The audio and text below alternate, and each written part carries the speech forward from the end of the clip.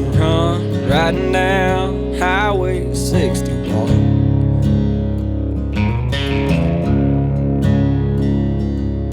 Sides of the roads all lined with fields, nothing but sunset in the windshield.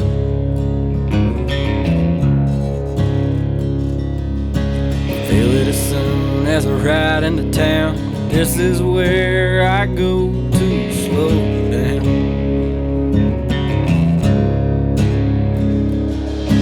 Miles and miles of soybeans and corn. I'm in the place where the blues was born.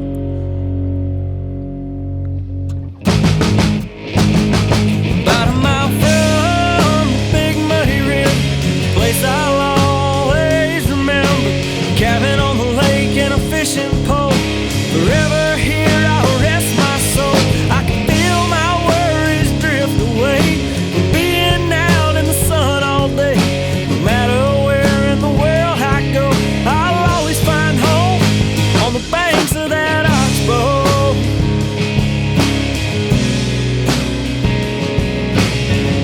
All right, guys, Brad Chappell here. We're back at the Spring Grizzly Show 2023. Got my bud at the end there. Todd Huckabee.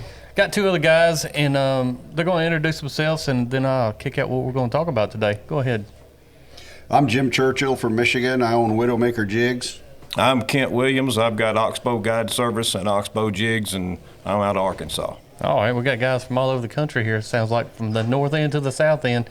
You know, the basics of jig tying is what we're talking about. It's really big right now, and we want you guys, and I've selected both of you to be on this show to help describe and tell people how to get into jig tying the right way. And I know there's a wrong way and right way, just like anything else in life. But, you know, what is some of the very beginning things, if you're wanting to get into this hobby, sport, what have you want to call it, what are some of the basic things that, in your mind, that a person needs to do the right way to start tying their own jigs? I'm going to say the first thing that, I'm speaking for myself. Right. I decided what I wanted. Yeah. Why am I going to do this? Right. And because I wanted to recreate something I had seen as a kid. So, all right, now I've got that part identified. I need some equipment. Well, the next thing I do is go to YouTube. Yep. And I go start looking to people that are known to be good hand-tied people. So I look online, hey, who's tying these jigs? And I message them. I've never met this person. Message them, I get the information back. Hey, vices, here's something, we've got it. What do you need? There's a $20 vise. You can buy it right here. Grizzly jig. A grizzly jig. Yeah. It's a clamp onto the deck, so it's easy. You can set up something. You don't have to have a fancy workshop. So little items like that helped me tremendously. I was told, don't go buy the high dollar yet till you know you like this. Right, no doubt. Because there is an investment here. It's not huge, but there's still an investment. Even in time. Yes. Oh, I mean, you got a lot of investment in time even trying to do this deal. Yes. The time is a big one. For me, I started out tying trout flies and bluegill flies when I was 8 years old. So when I started, I was a guide for 25 years, trout fly fishing for trout. So when I stopped guiding and I started really pan fishing and crappie fishing, tying a crappie jig was pretty easy. It's just because it's bigger. Yeah. And I think once a person gets into this and they buy one of those vices and they tie some feathers and maybe a little chenille on a body, and you'll attest to this, and you take that out and you catch something on it, get ready to spend some money. Correct. Because that bug's going to bite you. Once you make something, I don't care what it is, anything you make, you use it and you have success with it, it's pretty gratifying. Even at me at 60 years old, I still love it. I love seeing other people catch them on those jigs, But it hurts even more when you get it hung up too, don't it? You're like, I'm losing a part of me almost on this tree limb. Well, I had one, and I've got a picture on my phone, and we stopped counting at 200 crappie on it. The eyes were off it. It was all beat up, and I begged my daughter and granddaughter not to lose it. And about 20 fish later, it was gone, and I was sick because it seemed to get better the more it came apart. I've heard that before, actually. Well, it may not hurt them as bad to lose it because they can go home and tie another one. Yeah. It's guys like me and you that can't tie it. That's that right. Once we find a good hand tie, and lose it, then we're like, oh, now I'm going to have to describe this to somebody. Right. To get it recreated. That's right. And that's one thing about when you tie something, you're going to go try it out. I'm bad about tying 2. Yeah. I should tie 6. Right, yeah. Because now the first one I just messed up, got hung, and I break it. Now I'm down to 1 to fish with to see if these fish are going to like it. So, yeah, you're exactly right. You need to take a picture or something. If you get one, as soon as you like it, snap a picture is a good thing to do. Even when you tie them, though, I mean, I'm notorious when I'm tying for myself. I sit down there and I tie one. Then I'll try one with this color. And then you go out and you lose it and you forget what it was. So now I'm pretty good about tying 3 or 4 at least at a time. Right, that's right. Just so I've got them. More so I can remember what I did. What on the supplies? What would be some of the basic supplies? I know we got the vise. What else do you need? What do you need to actually get started doing this? Well, you need some thread. Okay. I recommend a stout thread for crappie jigs, like a 140 or a 210 wax thread, so you can really pull on it and tighten it down. Obviously, a bodkin, a whip finisher. A bodkin. I'm not familiar with that term. It's a little sounds like pokey some kind of spear. breakfast sandwich. Yeah. It's a little pokey spear that I use, and I use that more for clearing the eyes after you paint the jig and like a little stabber and glue in the head. Okay. Yeah. I'm big on glue. Some people don't think you need to glue your jigs. I glue all my jigs in 3 points. What kind of glue? You can use super glue, you can use Sally Hansen's, and I use head cement for the head, just because that thread really absorbs that, and I can immediately put it into the water and it's okay. But up in Michigan we have northern pike, walleye, gar, and if you don't have that jig tied and it gets in their teeth, probably that jig's going to come apart. It may come apart even glued, but the glue does help. And that's a big one for me, gluing them. I don't know if you agree. I've never messed with glue, and I tie mine strictly with knots. But here we're not blessed with some of the teeth that y'all have got up north. We got the gar, but our big thing is catfish and drum. Yeah. And when one of those grabs a body, the roughness of that mouth will eventually shred that thread, and it'll come apart. What are some of the most durable, easiest materials to use? The medium chenille is pretty durable. Yep. I'm doing a lot of dubbing things now. It's durable if you know how to do it, but marabou is always good. I don't do a lot of marabou anymore. Most people seem to want neck hackle. So, when you say neck hackle, like I'm gonna interrupt as much as I can because I want people to understand what you say when you say some of these terms. Well, neck hackle comes off the neck of a chicken. Okay. And the saddle of it comes off the back part, which would be like if you put a saddle on a bull or a horse, those particular feathers. Marabou. Marabou comes off the base of the feather. Right. So if you've ever had a turkey feather in your hand, you see this really light, fluffy stuff that was right next to the body. Right. That's the marabou. I did not know that. Yeah. Different parts of the chicken or whatever it is. I mean, Grizzly Jig here, this was started from hand-tied jigs. I mean, the grizzly. Out the back of the truck. Yeah, grizzly wasn't about a grizzly bear. It was about a grizzly hackle feather. That's right. A lot of people don't know those. A lot of duck hunters don't even know what those feathers are. Well, I didn't know what they were. That's why I stopped and asked that question about it, because I've never tied before. I've got a lot of friends that do it, and of course, you guys know a lot of people, and I use a lot of hand ties, especially in a funky bite. I'd definitely like put on a hand tie, but I think they're almost works of art, and like I said earlier, for me, I think especially you wind up making some favorites, I know, and you're like, man, I just hate losing this dude. Oh yes. And I got some jigs the other day from Jim, and it's like, man, these things are almost too pretty to put on a hook. You know how many people said that? Is he actually going to use them? And I go, man, I hope so. I want some pictures. Yeah, I'm going to use them. But, When you get into the feathers, and the hackle is the favorite. I mean, it's the cheapest that you're going to get a hold of. I mean, Good to know. There's a lot of different things you can use. On a wood duck, flank feathers, it's a barred wood duck feather. It's gold and got black and white bars. It's a high dollar feather. It's very sought after by fly tyers, especially by trout fishermen. Crappie fishermen, not so much, because like these, you can use a white feather, hackle feather, and it's dyed when you buy it. Right. So you get your color, it's been dyed. So is it easier to tie with natural or synthetic? I don't really have a preference. It's not any harder to do one than it is the other for me. If you're tying it right and you're using knots to secure it and glue, and he uses knots, I use glue. Yeah. I do use some knots, but if you're doing that, it doesn't really matter. I mean, I got a young guy on my pro staff, Lucas Howell from Tennessee, and he raises these amazing roosters. Just for jigs? No. Oh, He might not like that if you were killing his chickens for feathers. Although he's got a couple, I size them up whenever I see pictures of them. But he sends me a box of these feathers that they're not dyed feathers; they're just natural feathers, and those make some of the best jigs because nobody ever sees them. Another question right on my mind while I'm thinking about it too is, what's a good size jig head to start tying as far as weight? Like 1/8 or quarter, or I'm gonna say an 1/8 or a 1/16. That's it's really the most common as far as what crappie fishermen are going to use. Mm-hmm. But it's not so small. When you really get in 32nd, or you go down to a 48th or a 64th, right? That's when I put, I wear a 1.75 reader. I put the 2.0 or 2.25s on to get that. I got to see it. Yeah. And I tie a ton of little ice fishing jigs. I go all the way down to 1/100 of an ounce.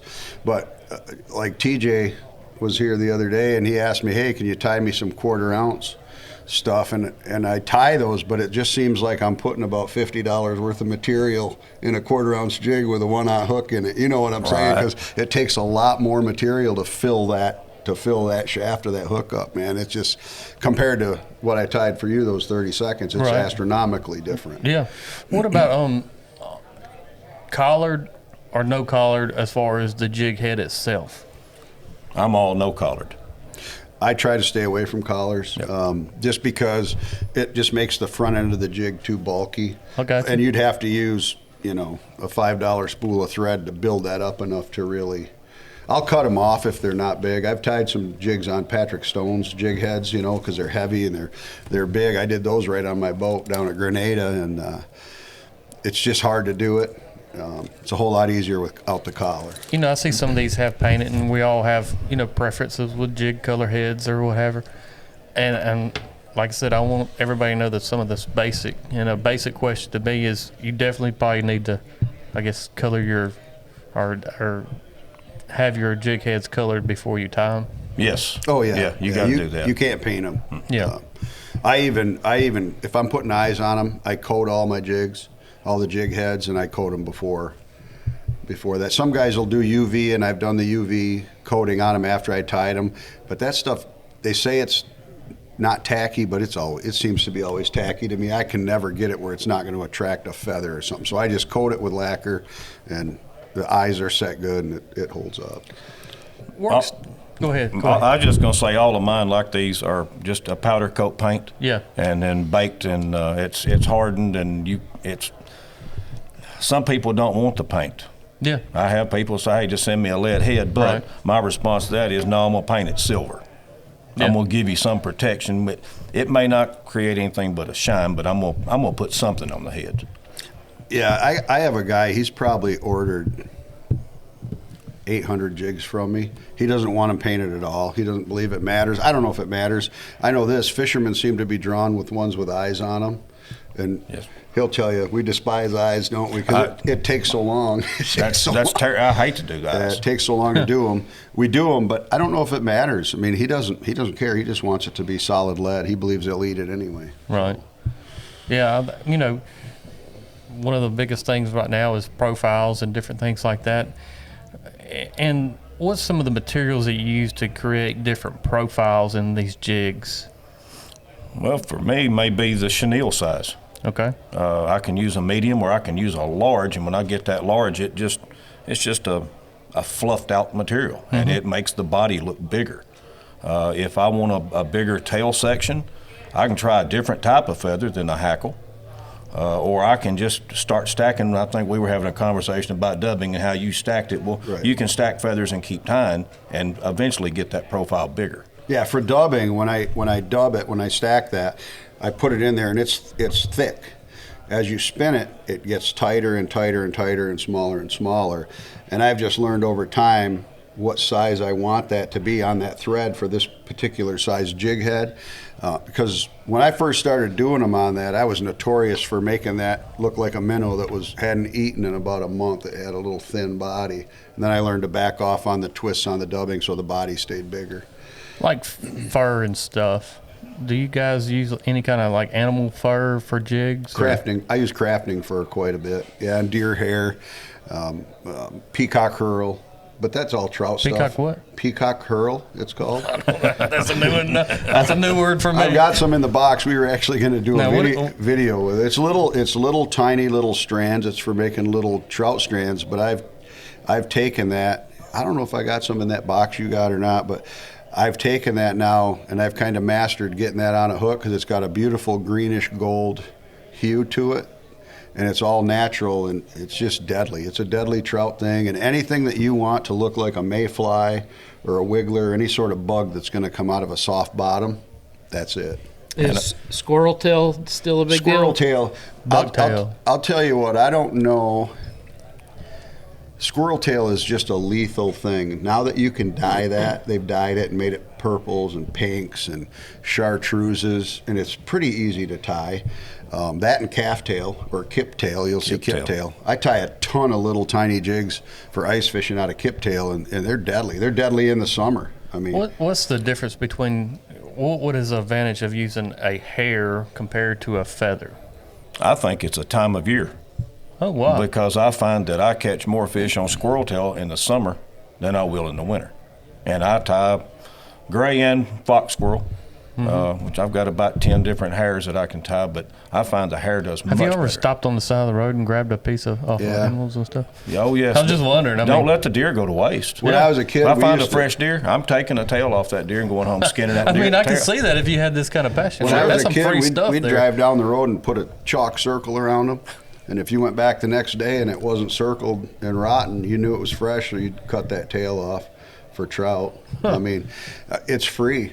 Yeah. Otherwise, you're going to go and you're going to pay. You know, it's not dyed, but it really doesn't have to be. I mean, the other thing with hair, and I'll just tell you this from a trout perspective, the buoyancy. That's what I was wondering. You can totally control the fall of a jig or the fall of a fly or how high it'll sit in the water column by buoyancy. There's some deer hairs that just won't sink. That box I was showing you, Todd, those are deer hair because they're dry flies. It'll float. It sits right on the top of the water. If you've ever been out and you've seen bugs hatching and then they're sitting on top of the water, that's what that emulates, like a caddis or anything like that, because deer hair is hollow. If you've ever seen a squirrel swim, have you ever seen its tail underwater? I've never seen a squirrel swim. You haven't? No, I really haven't. It's always up on top of the water. I mean, it's higher than its head. That's right. You know what I'm saying? That's right. Them tails are buoyant. So that all affects you. If you're tying that on a light little jig, it's just going to fall much slower. I got you. Yeah. One of the things that's... Go ahead. I'm sorry. Go ahead. One of the things about hair that people, they don't tend to like it, but when you dip it in the water and you bring it out, you look at the profile of it and it's thin like a toothpick. Right. But that's not what you're getting. When you put it in the water, that hair is separating, it's moving. One of the best hairs I have is aoudad. And like the deer aoudad? Yeah, it's an exotic. It'll actually breathe underwater. It sure will. It moves. That's the most beautiful thing you'll ever see. I've actually tied a jig out of my beard.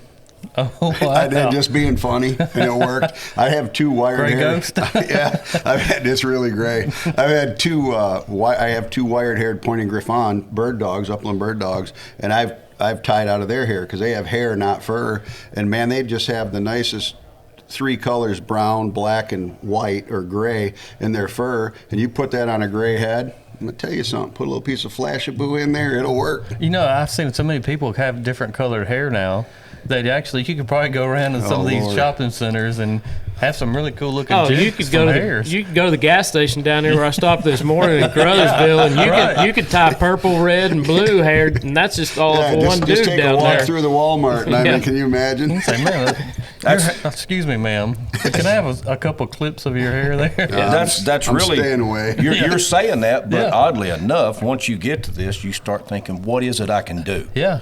And I've got jigs off our poodle. I got a buddy that has horses, and I said, hey, give me a little bit of that tail. Well, he goes back there and trims like a 12-inch piece of the tail hair off and puts it in a bag and sends it to me. Makes great bass jigs. It's stiff. But I've tried everything I can get my hands on. Raccoon, coyote, I don't care. I'll try anything. It'll all work. Yeah. It gets kind of stupid sometimes, because once you get into it and you see people are having a success, you kind of go, we ain't doing this for the money.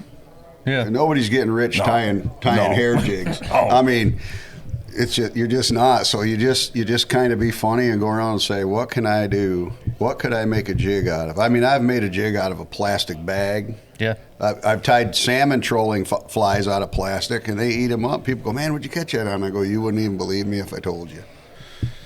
Oh, that's pretty good stuff. Yeah. I mean, there's just no end. Listen, they're going to eat whatever. If it moves, they're probably going to eat it. Yeah. I mean, you got right presentation. Right. They're going to look at it at least. You know, I think that's their nature. I think with hair jigs, like some of his hair jigs. So you see these hair jigs. So maybe one day that's a little too big. The nice thing about it is you can go in and take a pair of scissors and cut that off and shorten it up and customize it. That's correct. There's just a lot of things you can do with a hair jig that you can't do with a piece of plastic. I want to go back something Todd asked a while ago about synthetics. What's the difference? Well, I don't know how well that's going to show up, but I've got a hair in my left and a synthetic in my right. And actually what this is the tinsel that we use as the flash on the back of the jig when we normally tie it. Just put 2 or 3 strands in, but I made the entire skirt out of that one.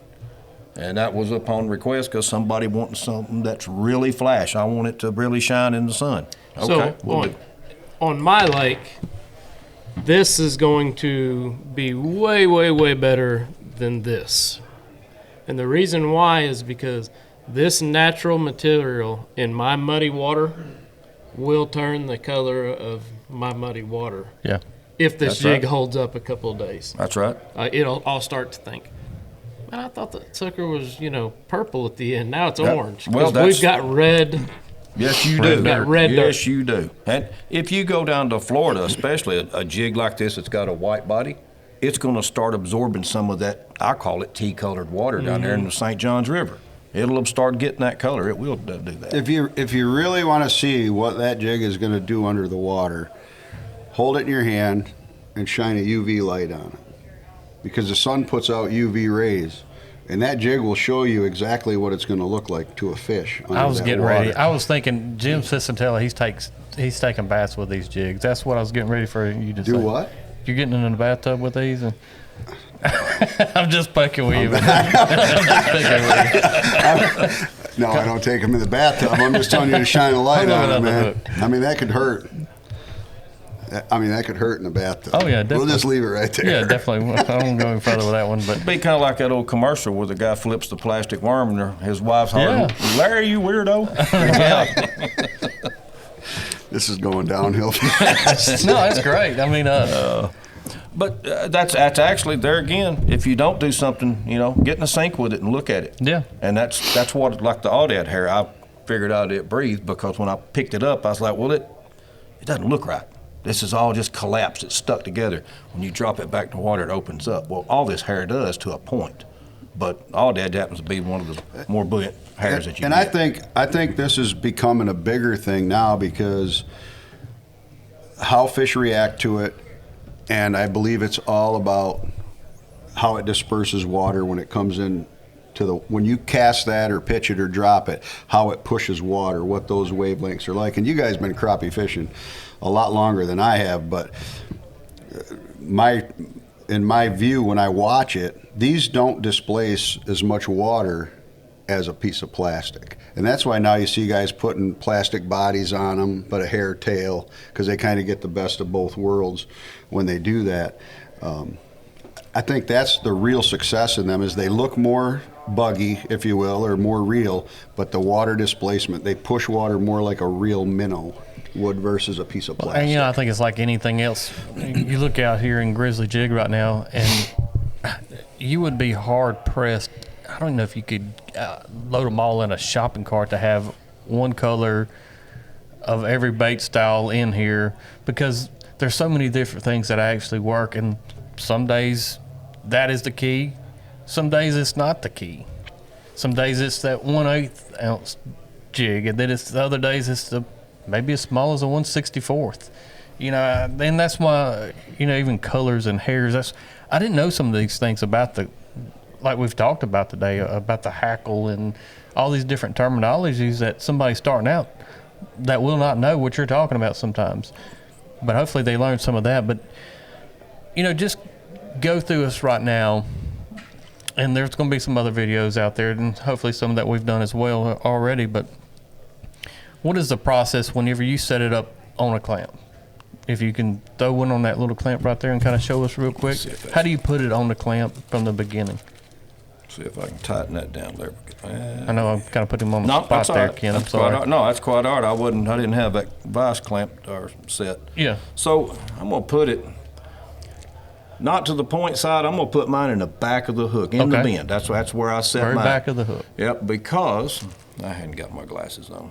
Yeah, when I do clamp it, maybe it'll hold here long enough. You can see the point of the hook is underneath. It's guarded. That's taking my hand away from getting the hook in me, number one. Absolutely. But that jig's going to sit right there. Now, that gives me that entire shank to add body, whatever feature I want. Yeah. And the clamper is going to be, the vise is going to be tied up. It needs to be pretty level. Yep. I like it level. See, and I'll clamp it a little differently. I will not pinch the barb. Yeah. And that comes from tying tiny little trout flies, because if you clamp that barb, you're going to crush it down. Yeah. And sure enough, you're going to lose that fish. So I clamp it back where he does, but I'm very cognizant of that barb. I do not want to damage that at all. Yeah, I'm not trying to protect the barb, but the barb is rarely in. I mean, I'm usually a little higher in that bend to keep that barb out of But it. I see people all the time doing videos and tutorials, and they're clamping that barb, and they says it don't matter. To me, it just does. Yeah, I won't do it. And the thing that really I have to watch, and as a beginning fly tire, crappie tire, whatever, jig tire, as you run your wraps of thread around, you have to be mindful of that point, because that point will cut that thread as you wrap it. I see this, and this is just a outsider looking in almost, but I see it's kind of like fishing. It takes you a little time to kind of get your confidence on what you're doing and your own little even methods of things, sounds like. It does. Time on the vise? Time on the vise is critical. Like time on the water? That's right. But there again, just like fishing, when you start tying, it's all about choice. Yeah. Your ideas of what you want to see here, you might take a feather and wrap it around the body and have pieces sticking out like wings. Well, that's okay. There's no right or wrong. Yeah. That's the glory of doing this. Some of those jigs I tied for you, they're just 2 or 3 feathers, a little flash, and some thread and some UV glue. And those are some of the deadliest jigs there are. And you can also tip them with a minnow, or a lot of times I'll just use a minnow head if that's what it takes. But there's just times when, how hard is it? I know some guys are thinking, well, man, this sounds like this could be really hard to do. It's hard if you don't know. It's hard getting started because you don't know. And you've got to ask questions. You've got to reach out to people that do this. And anybody can text me or go on my website or my Facebook or TikTok and ask me a question, but I'll gladly answer it. I mean, I don't have any secrets when it comes to that. I just soon show some young guys how to do this. Yeah, well, that's why we're here. And I've taught, I don't even know how many classes, trout fly tying classes I've taught, teaching kids how to do it. And I don't think there's a better way to get a kid into something. They get hooked on doing this, they're going to get off of that tablet, then they're going to go catch something on it, and then you probably clipping their mother's hair and all. Yeah, that's right. Chasing the dog down. Yeah, that's right. Dragging home roadkill. Yeah. I mean, I think it's awesome. The neighbor's dog comes in your yard, you get a treat and clip half that hair off its ear and send it home. That's right. But you can make them out of anything, and when you first start, it's going to be a mess. Yeah. But you know what? Don't throw the jig away. Use it, because it'll work. The ugliest jig in the country will work. I mean, we make them pretty for people. Yeah, you catch the fisherman first. That's right. Yeah. That's right. That's what you want to do. If it's not pleasing to your eye, number one, you're not going to have confidence in it. Right. If you build something that you have confidence in, it don't matter what it looks like. that confidence can help you catch fish. I mean, you look at if you want to learn what colors, you can go online and see what colors, but go out there and look through all those Bobby Garland baits. I mean, I watched that seminar you did in 2019. I didn't even know you, and then I send you a message and I go, so what's those colors? What are those tied up? Because you couldn't see what they were, and then I went right down to my vise, man, and I whipped them out and sent them to him, and he goes, yeah, that's pretty close. So that's a great way to find out what colors. I mean, just use the colors that you see in plastic baits. Well, speaking of colors, name your top 3 jig with material colors. My top 3. Top 3. Only 3. I don't want 60. I'll say my shiver minnows. All right, describe it. It's all dubbing. A little bit of marabou in the tail, but it's all dubbing. I've got Gandalf. What color is that? It can be any color. Okay. Any color dubbing. No, I want 3. I want 3. Top how 3 colored. Well, the white, the the pearl white is lethal. Okay. Okay. The other one is a Gandalf. I call it Gandalf, and that is 3 gray feathers. It's got a little bit of red flashabou and black flashabou in the tail, green eyes, and just a gray head. And the other is probably my gray ghost with a green tail. Were you beard or? No, I tied. Just kidding. I tied that. That tail is with chartreuse neck hackle, gray chenille. Although now I'm dubbing that with a dub body so that it looks more like a minnow. When it takes off, it gets thin and then it kind of opens up a little bit. And that too has a gray head, and sometimes I'll put blue eyes on it. But, buddy, those 3 are money. All right, Kent, comes to your mind, your top 3? My very first one is a chartreuse head, 1/8 ounce. I want a goose feather tail, one that I've collected. Mm-hmm. And I want a ruby red body. And for my tinsel on the back, I want a chartreuse tinsel, just a couple of strands, nothing major. That's number 1. Number 2 would be my turkey feather jig. And I use a natural colored turkey feather. I want the bronze pieces. Okay. And I pull that together, and then I use a red body on that one. And it's a red and black jig, basically. And you use the bronze on that? Yes. So you hear me taking notes right Yeah, here? absolutely. I actually take that feather and you can clip the tip of it to where it's flat. Yeah. You clip the tip and you make a V. Well, then when I tie it, I pull the V together. And that way I've got this natural bronze color off this turkey tail in there. And crappie, bluegill, both, they love that color. Yeah. And then the last one will be just a normal gray ghost. It's a gray head, a gray body, gray tail. And I can vary that by putting a different colored tinsel to it and add a little flash to it. Well, both you guys, you can find both of these guys on Facebook and I want to see Jim on everything. You on TikTok as well? I am on TikTok. Okay. I am on Instagram is where most people find me as Oxbow Guide Service or Kent Williams, either way. Yeah. I'm on Facebook and the same too. Kent Williams, I've got my personal page, and I've got an Oxbow Guide Service. And that's Jim, where can find you at? On Facebook. Also on YouTube, Jim Churchill Outdoor Adventures, TikTok, Jim Churchill Outdoors, and then I'm on my jig website is widowmakerjigs.com.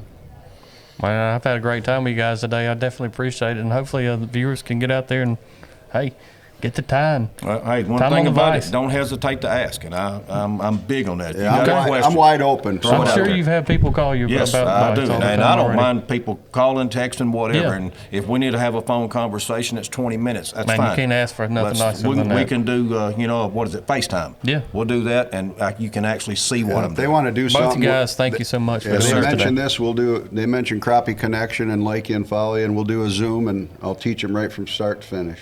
Amen. Boom. There you go. Amen. Well, until next time, you got Brad Chappell here. Jim Churchill. Kent Williams. Todd Huckabee.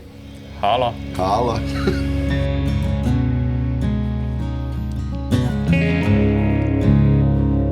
About a mile from Big Muddy River, a place I'll always remember. Cabin on the lake and a fishing pole. Forever here I'll rest my soul. I can feel my worries drift away.